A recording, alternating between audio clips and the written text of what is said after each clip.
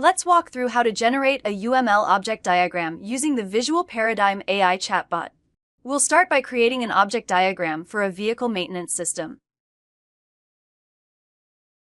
The AI generates the initial diagram, and everything looks good so far. Next, let's refine it. I'll ask the chatbot to update the name attribute under John and change it to John Doe. The diagram updates instantly. Now, let's add another detail. We want to include brake fluid as a new part in the repair order object.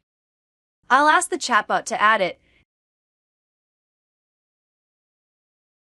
and the diagram updates again, exactly as expected.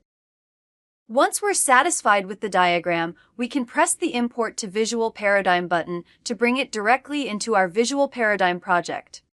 Here's the imported diagram, ready for further editing and refinement. Hope you found this walkthrough helpful. Thanks for watching.